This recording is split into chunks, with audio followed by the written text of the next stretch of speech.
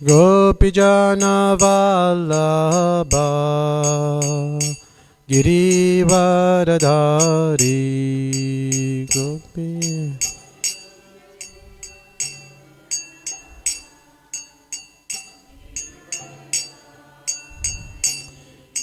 Yashodanandana Brajajana Ranjana Yashoda Jamuna Tira Vanachari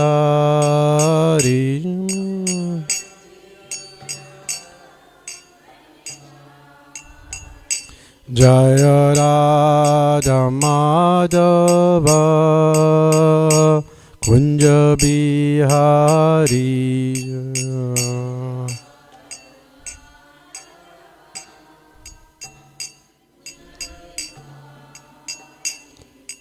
Gopijana Vallabha Girivaradhari Gopi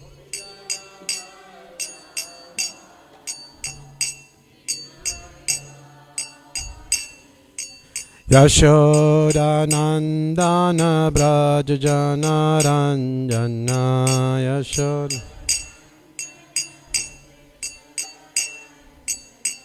Jamuna Tira Vanachari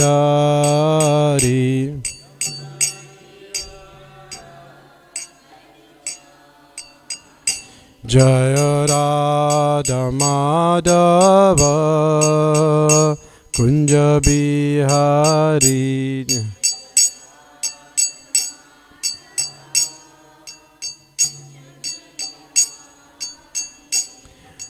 Gopijana Vallabha Girivaradhari Gopijana Vallabha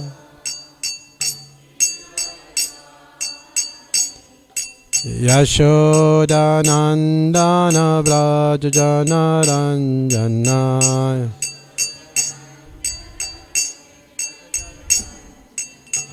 Jamuna Tira Vanachari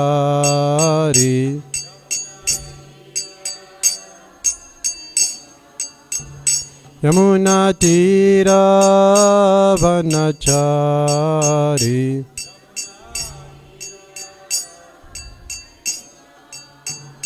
Yamuna Tira Vanachari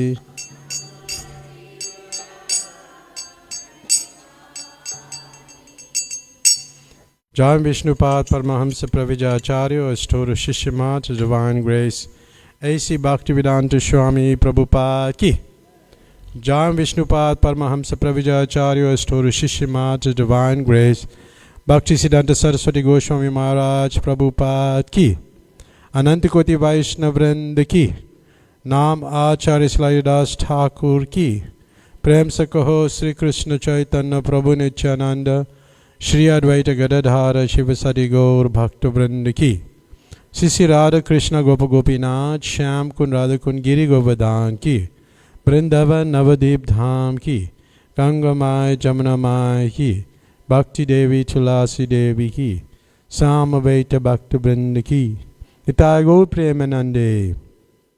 All glories to the assembled devotees. All glories to the assembled devotees. All glories to the assembled devotees. All glories to Shri Guru and Shri Gauranga. All glories to Srila Prabhupada.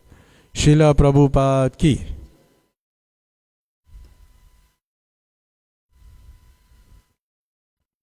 Hare Krishna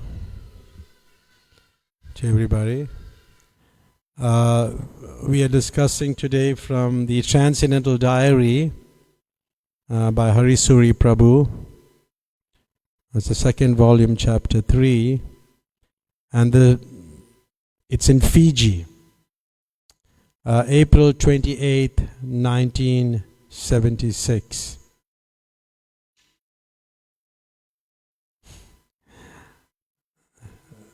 Om Namo Bhagavate Vasudevaya.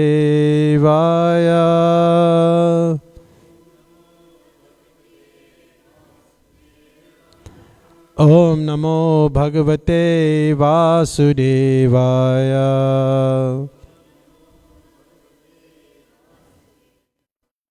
Om Namo Bhagavate Vasudevaya.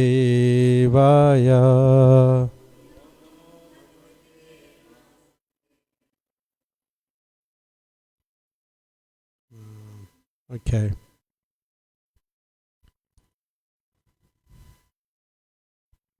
Just trying to get something.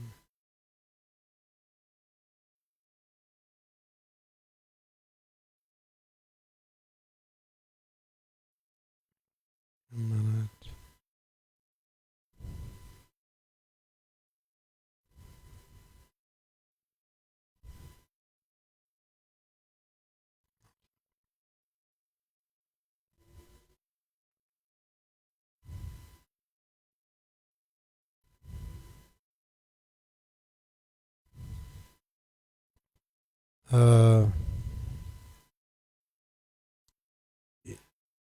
I'm just trying to get the book itself. Just a minute.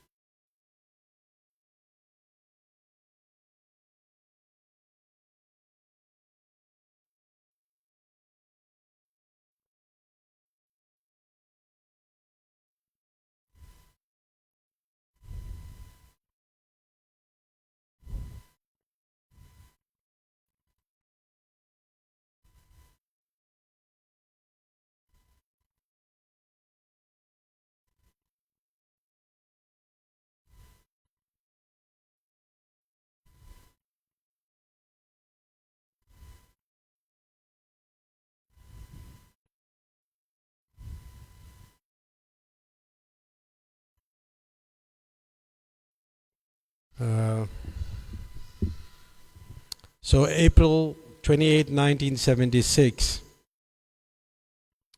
where Prabhupada arrived at in Fiji at Lautaka, and the devotees were, the disciples, and other devotees were present with very fragrant flowers, frangipansies, marigolds, and this was a small gathering, a very small gathering. And there was a person by the name of Mr. Punja. He was a middle-aged man, and he had taken seriously to Krishna consciousness, following all the regulative principles, chanting the Maha Mantra daily. He was very impressed with Srila Prabhupada's spreading Krishna consciousness in Australia and other parts of the world. So he was happy to build a temple. He came from the Gujarati community, and he wanted to put up a center, a temple. And Prabhupada recommended that the deity of Kaliya Krishna be installed there. And the reason that he explained was that the island, I'll just read it. Prabhupada has recommended that they install the deity of Kaliya Krishna. He explained that Fiji was the island where the serpent Kaliya lived after Garuda drove him from his home. Later he went to India, where he polluted the entire Yamuna river, causing Lord Krishna to chastise him. After this, Kaliya returned to Fiji. Therefore, Srila Prabhupada said there are no snakes in Fiji because Kaliya ate them. And Mr. Punja, he informed, there was, probably an old local legend, that there was a gigantic, many-hooded snake said to be living in the cave in the interior of the island. So,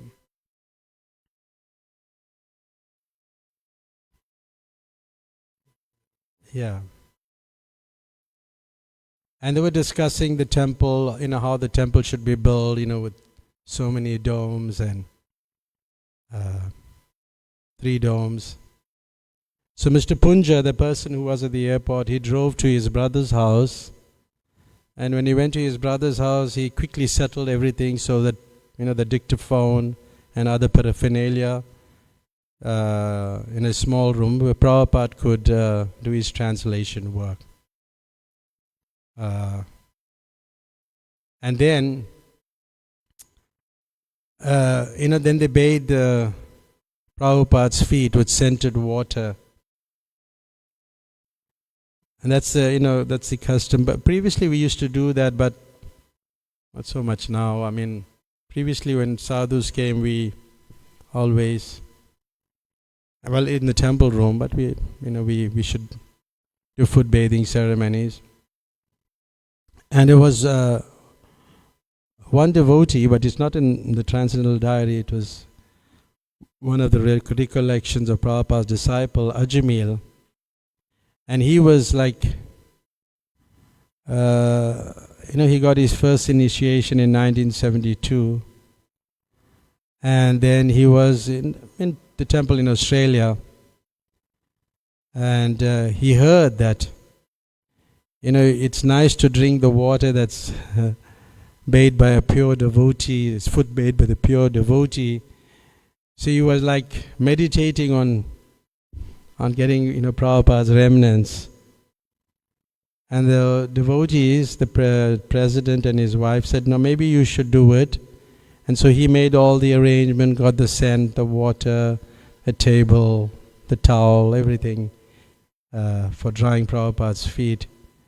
But as soon as it was over, he ran into a kitchen and, he wanted to drink the water. And he's thinking, well, hey, I can't do it in the kitchen now. It's like, he went out in the hallway and he started drinking the remnants. And Harisuri Prabhu came a little later. He was almost finished, just like almost done. And Harisuri said, you're not going to finish, you're not going to drink all that yourself. But he was almost done. But then there was a little left, and he reluctantly gave it to Harisuri Prabhu. He was very reluctant in giving it also. Because I guess, when somebody gets remnants of a pure devotee, they want to take advantage of it.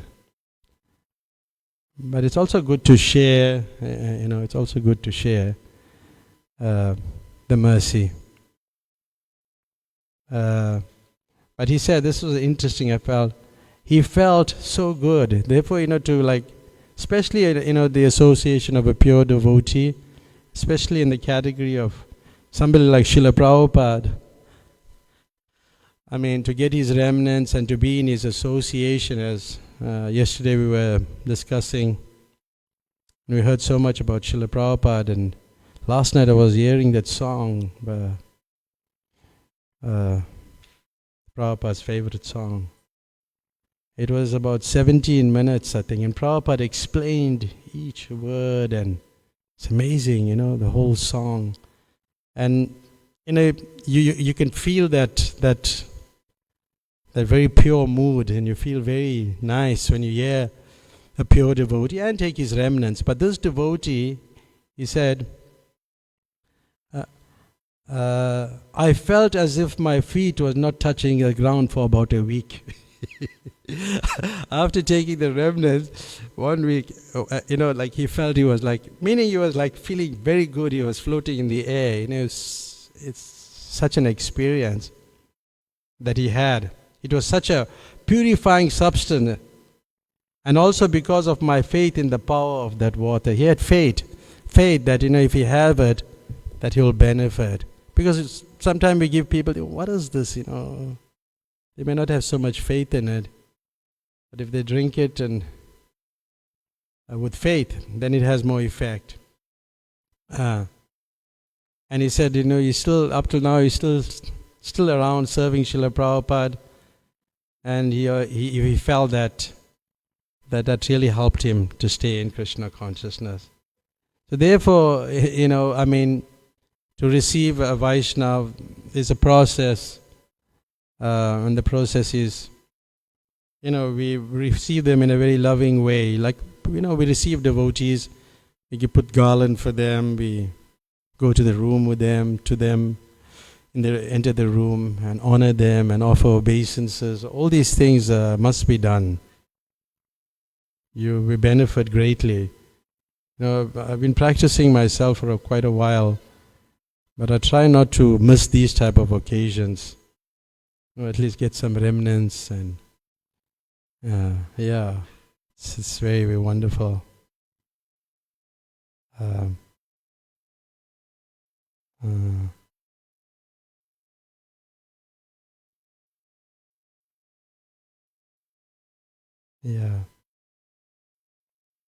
There's so much to say. I was reading the Chaitanya Charitamrita last night, and I also found that in one of the verses, and I'll read it, as soon as Sri Chaitanya Mahaprabhu saw the sannyasis, he immediately offered obeisances, and then he went to wash his feet. After washing his feet, he sat down by the place where he had done so. I like this purport. Let's read the purport. By offering obeisances to the Mayavadi sannyasis, Sri Chaitanya Mahaprabhu very clearly exhibited his humbleness to everyone. Vaishnavas must not be disrespectful to anyone, to say nothing of a sannyasi.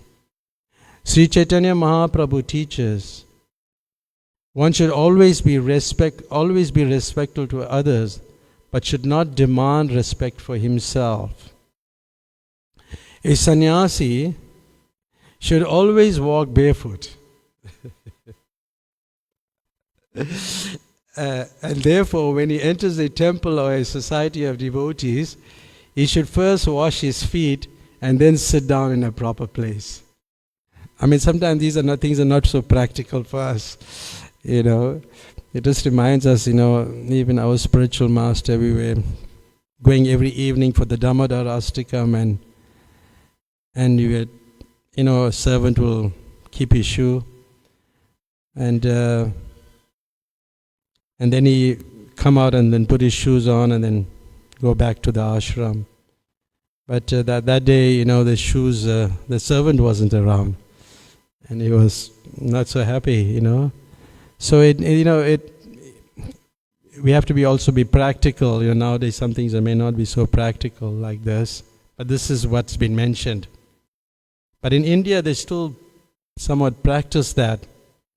In India, it's still the prevalent custom that one put his shoes in a specified place and then enter the temple barefoot after washing his feet. So Sri Chaitanya Mahaprabhu is an ideal acharya, and those who follow in his footsteps should practice the methods of devotional service that he teaches us. Also Venkata Bhatta, when he took Sri Chaitanya Mahaprabhu home, he washed his feet and then he drank the water. But you must have faith in it. I heard one devotee who was associated with us, and he saw us doing this, drinking the water after washing the feet of a pure devotee or this sannyasi. And then later he said he started criticizing us. Oh, these people are mad. They're washing their feet and then they're drinking it. So he didn't have so much faith, but then he kind of left us also.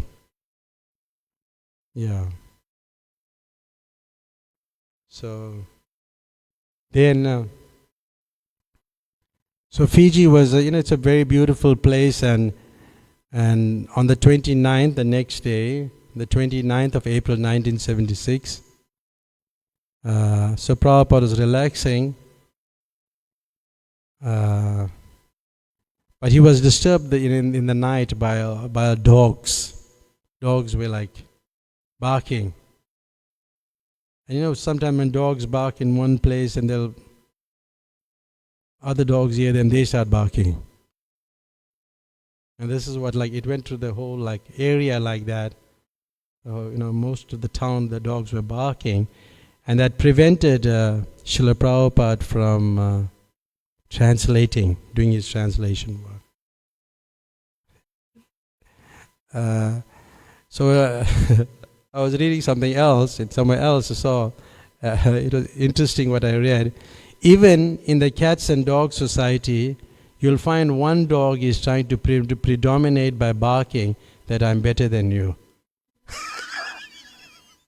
It's a well, it wasn't in the so it's like that, yeah, yeah, but dogs, yeah. But in general, we don't keep dogs in our homes, a room, and things like that. I mean, there are exceptional cases, but in general, dogs are kept outside. Is it? Yeah. But nowadays, I mean, people keep even they transport the dogs. They put them in the front seat, and they'll sit in the back seat. The passenger, you saw that in the back seat. Yeah. Because dogs, like, they don't even, Prabhupada writes in a purport in the Chaitanya Charitamrita, they don't have respect for the Tulsi plant, Tulsi Devi. They pass urine. And he says, therefore the dog is the number one non-devotee. Number one non-devotee. But he goes on further, he says, Chaitanya Mahaprabhu's movement is so strong and powerful. Even the dog-like non-devotee can become a devotee by the association of a devotee of Lord Chaitanya. And then also he quotes Shivananda Sen, was a householder and great devotee of Lord Chaitanya, attracted the dog on the street while going to Jagannath Puri, and then the dog was liberated later on. So that can happen, but we don't just keep these pets, and if it's too much of a distraction, then it may not be good. But there may be exceptional reasons, good reasons why people keep them.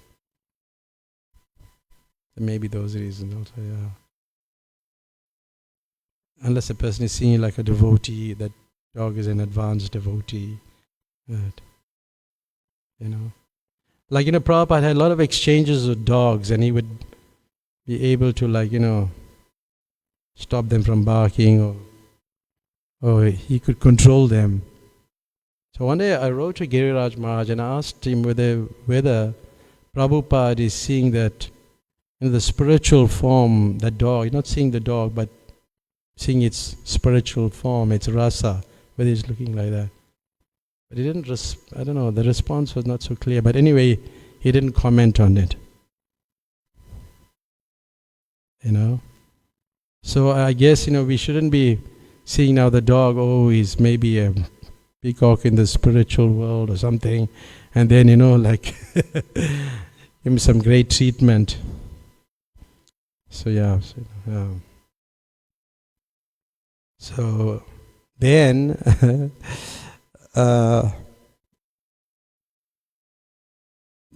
generally, in Prabhupada go to an area here, there's so many programs. And always there's more programs, and it's like, difficult for the servants to manage it also, in the sense that, Prabhupada may say, yes to all the programs, and I don't know how the servant's going to say no. It becomes a little challenging. And I guess, even our present day sannyasis, when the servants are serving them, they become like, people may not like them because they're saying no, but they cannot manage all programs. So in this case, three of the two disciples, Pushti Krishna and Guru Kripa Prabhus, they met Mr. Punja and they tried to, cancel certain programs, so that Prabhupada will have more time to translate.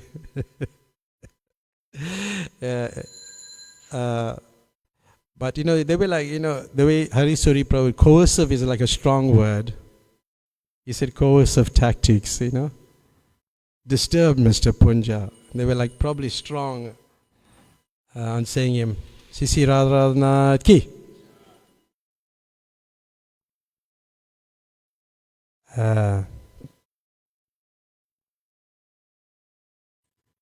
And Mr. Punja, he went to Prabhupada, and Prabhupada became very, very angry. And he immediately called for his secretary and the GBC. And then Pushta Krishna was explaining that he was only trying to avoid, Prabhupada's inconvenience. But Prabhupada immediately corrected him. He became, for someone my age, the inconvenience is there simply in traveling. But I've accepted that willingly for the sake of preaching.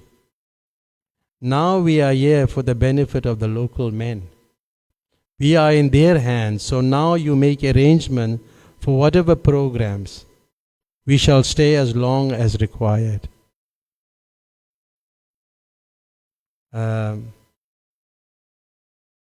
So they were thinking, they were helping Prabhupada. But Prabhupada, saw it a little differently. And they found this, challenging when they had to say no to people. And then this transpires where Prabhupada is saying yes. They found it difficult. But here the lesson we can learn, we have to know the mind of the spiritual master. Some people are good at it, they understand the mind of the spiritual master. They know what the spiritual master wants next. And sometimes, we just work it out. We think, well, the spiritual master is tired. Maybe he won't do this, we won't do that. But it's best to check. One devotee, Ranchor Prabhu, once told me in Bombay, if you're not sure, please check. If you're not sure, please check. But just don't do what you want to do on your own.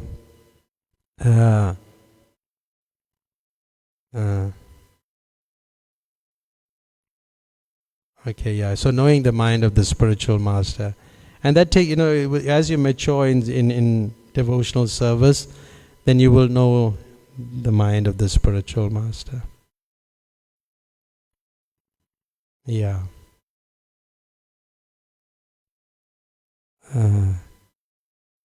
So then we move on to April 30th, 1976. Since there is no temple, we have to set program, but there is still plenty of opportunity to hear Srila Prabhupada speak. He is always happy to sit and talk with us, offering revealing insights into preaching strategy meant for saving others and simultaneously giving us a deeper appreciation of our relationship with him. Today, he was talking about the Bhagavad Gita and the duty of the spiritual master, which is described how to benefit the disciple. Prabhupada told us that because Arjuna offered himself as a disciple, Krishna chastised him. You rascal, this is how Prabhupada puts it, you are talking like a very learned man, but you are on the platform of the bodily concept of life, the platform of the animals. Prabhupada said, anyone who accepts his body as his self is not a human being. So Prabhupada took this opportunity. He was always preaching. And when you preach, you enlivened. It's very enlivening when you're talking about Krishna. And he's taking this opportunity, although he don't have so many engagements, he's taking this opportunity to educate his disciple. And he said, so the whole world is on the bodily concept of life. That is going on. American, European, Hindu, Muslim, black, white, this, that. They do not know what is education. So therefore, the first education is, the first aspect of spiritual life is to know, at least understand that you're not the body. And you find that if people don't grip this point, it'll be a futile attempt for you to go further preaching to them, because if they don't because this is the first aspect, that you're not this body. And so often we speak about it. And even amongst devotees, sometimes we think, hey, can't you tell something else? Yeah, you're not this body. We'll tell you, not this body, your spirit, soul. But if you have come to the platform that you're not the body, you'll appreciate the point. Because you don't like to hear that. Because you are the body. You're thinking you're the body. So for us to understand that point, that's our first education. And this is interesting, he said. I'll read this. He said that although Gandhi had his photograph taken with the Bhagavad Gita, he was fighting for nationalism. But in Pakistan, they were also doing the same thing. So what was his credit as a student of the Gita? Nobody was learning the real message of Bhagavad Gita, that the soul is different from the body. Like yesterday we were in a funeral and we were just talking about the soul, and there was a whole lot of Christian people, and we'd explain the soul is, it's spirit, and it's the same in everybody. We have everybody is spirit, soul, and the body is just temporary. And there were quite a lot of them, and there was a pastor also there. But they couldn't grip, it takes them a while to grip this point that you're not the body, but you're the spirit soul. Even amongst many, transcendentalists or practitioners of spiritual life, it takes a while before they can grip this point. Although it's the most basic point that we try to explain so often. It is the first time that we are teaching Bhagavad Gita as it is, Prabhupada said. Otherwise, everyone is misled. Pushta Krishna Maharaj informed him that generally people don't come to hear our philosophy. Guess what they come for? What they come for? If they don't like the philosophy, what are they coming for? What is it? Prasadam. They come for the prasadam. And then they come on time for the prasadam. They come on time. Sometimes we out there and they're coming, after, and the class is going on and they're coming. They make it on time for the prasadam, but so because they like prasadam. And so you have not come, Prabhupada said, but you have to come to take prasadam. It has connection with Krishna. So therefore we welcome you that at least for eating you are coming to Krishna. And gradually you'll understand Krishna by eating.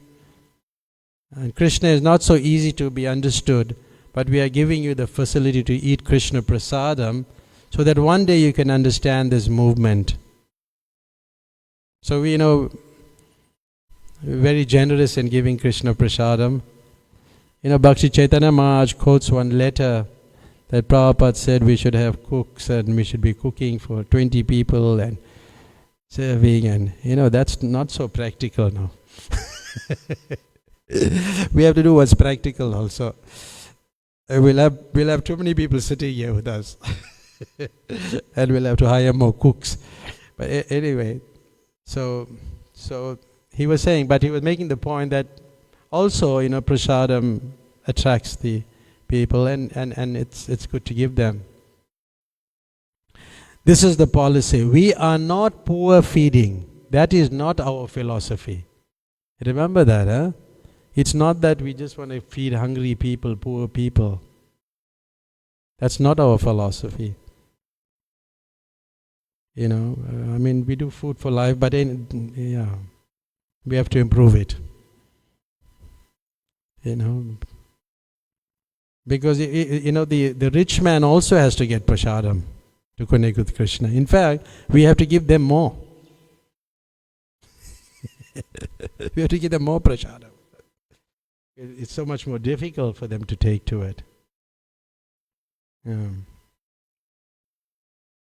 We are giving prasadam, and that is a fact. That by eating, you one day will become Krishna conscious, simply by eating. Because you are so dull, you cannot understand the philosophy. You know the belly like the animals, but you can't understand the philosophy. So yes, Prabhupada said, so therefore we are giving facility. All right, fill up your belly and you will be infected. As you take foodstuff from an infected area, you become infected with some disease. So this is Krishna infected prasadam, you take it. And one day you'll be diseased with Krishna consciousness. And that is a fact. Some way or other, let him come in contact with Krishna. He will be benefited. Some way or other, let him come to the light. Maybe dim light or very big light. Light is light. So if anyone understands there is a soul which is conducting the business of this body, then he can very easily understand that there is a super soul who is conducting the business of the whole material manifested world. But Prabhupada goes on discussing with devotees like that, explaining them the benefits of prasadam. And lots of devotees came through prasadam also.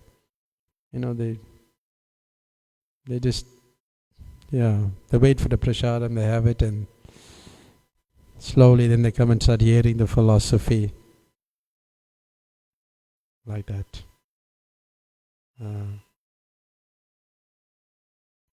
Then Prabhupada, he's emphasizing about, the body and how the soul is there present. And he used the example of the 747 jumbo jet.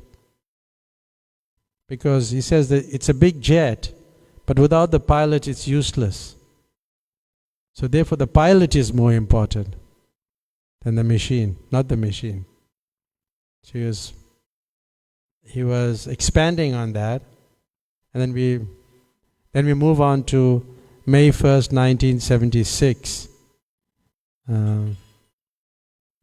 Few disciples gathered with Srila Prabhupada, and Guru Kripa Maharaj sang the Guru Vastikam prayers while Prabhupada sat behind his desk.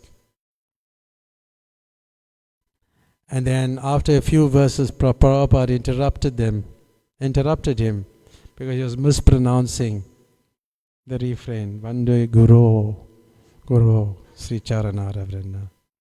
This Guru, not Guru. Prabhupada told him, Go means cow, and the spiritual master is not a cow.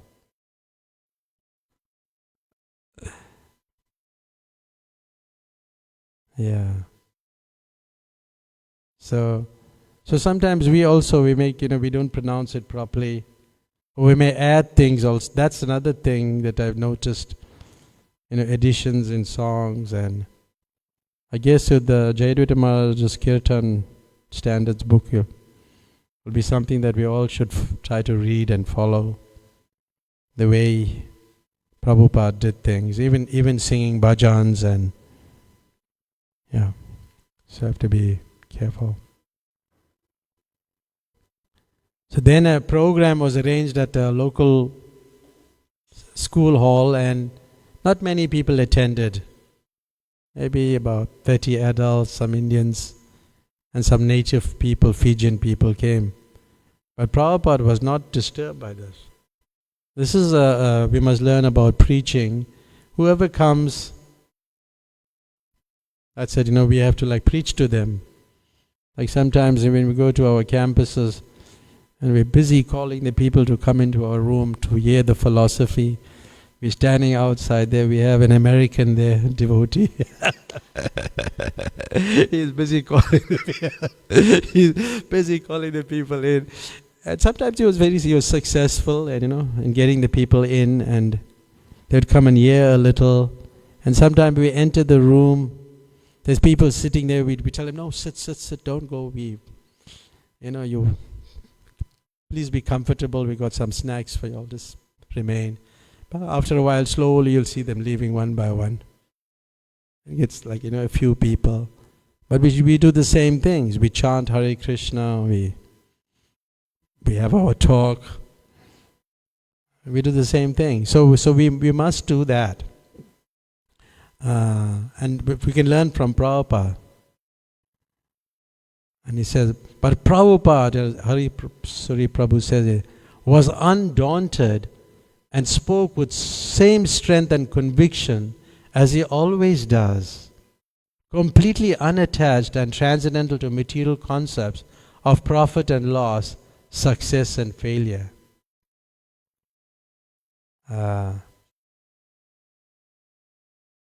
Then again, then Prabhupada speaks with the devotees, and he gets into different topics on the Gita, and he asks them to page to the verses, and the devotees try to find the verses.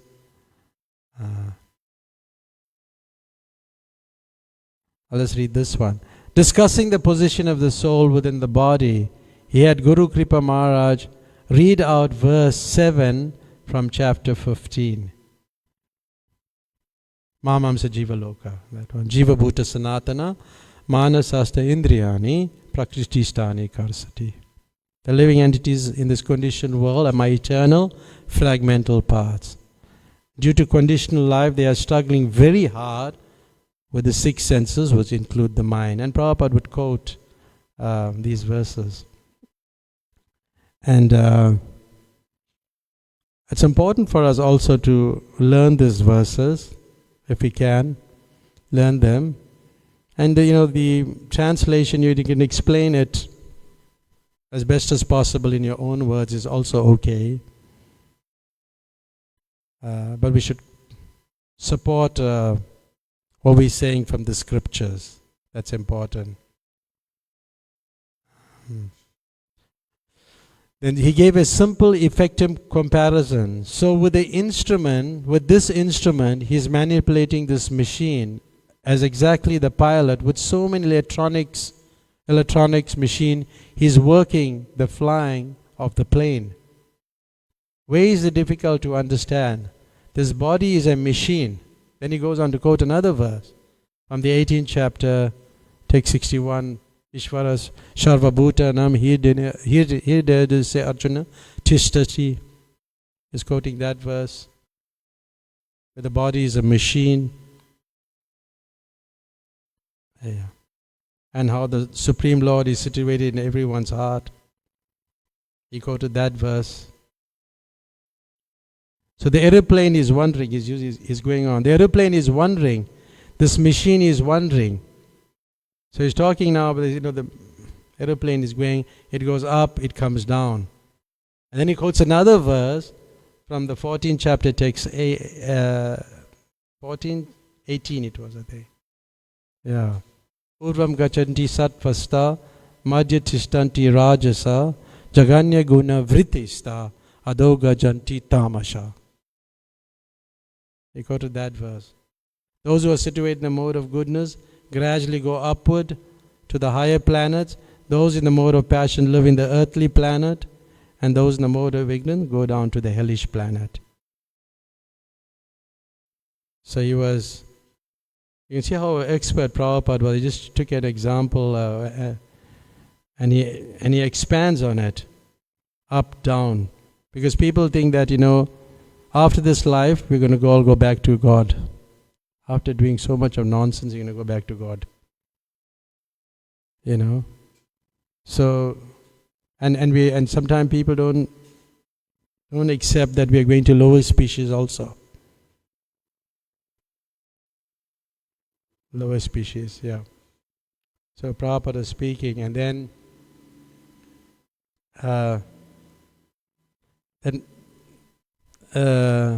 Guru Kripa Maharaj was looking through the pages, and he found the verse 14:18, yeah.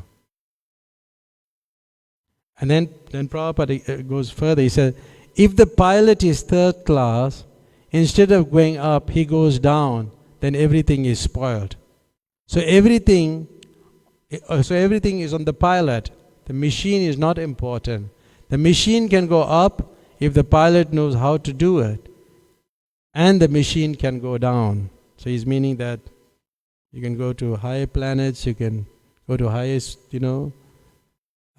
higher planets, you can go to lower planets, and you can even go to lower species.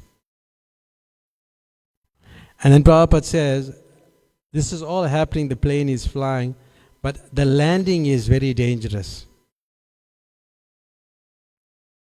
The landing. So if the pilot cannot handle it very nicely, immediately smashed. So in this way, he said, you have to place the subject matter that the living entity, the soul, is the important thing within this body. He's very nicely said, yeah. There's much more than that, and we don't have the time to discuss that. We already got about 8 minutes. Then he goes on to explaining about, there's quite a lot. Just skip. Then he speaks about Darwin's theory, these philosophers. He had some very strong words to say about Darwin. They speculate. He spoke about Freud, Sigmund Freud.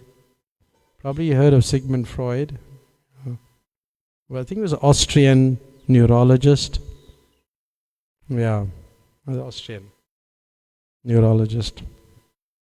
And he says Freud's philosophy is the business of the hogs and dogs. And it has been taken to be it has been taken as philosophy. And Prabhupada says, even the hogs and dogs knows how to enjoy sex life. On account of sex life, they have written philosophy. Is that philosophy? These rascals, he said. He called them rascals. And they're passing as philosophers and scientists. Then he gave a very graphical example to illustrate the material's real position. They are animals. What the dogs will understand. When there is one lady dog, 1 dozen dogs will come smelling the best part of their body. This is their philosophy. So Freud is that best part of the body. He's writing philosophy. Just see. This is the position. How low taste hogs and pigs business and write philosophy. His books are selling like anything. These type of literature, I think they'll do more than the marathon, maybe, I'm sure. But these types of literature, like when you talk spiritual subject matter, if the audience is not in tune with this, they won't understand this.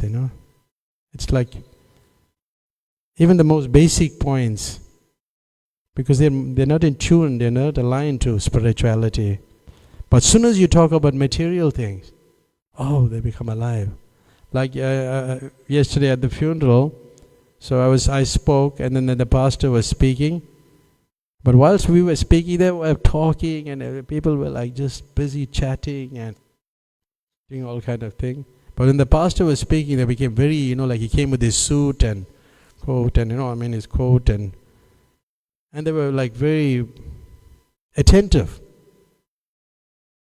Because they were attuned to that. Lots of them are Christians, so they were attuned to, listening to him. But then he started talking about himself, how successful he is as a businessman.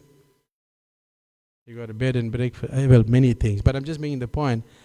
But it was just material things he was talking about. They got attracted to it. They were like very attentive. So people, these types of literatures, they, especially dealing with sense gratification, people are looking for these things.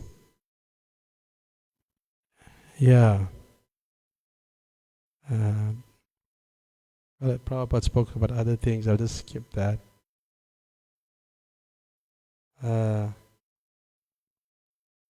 Yeah, but I was reading the Journey of Self-Discovery, and Visham Chandra Prabhu was, posing Freud's philosophy, and Prabhupada was like defeating it in a very nice way. And I'll just read one aspect, maybe one or two parts of it.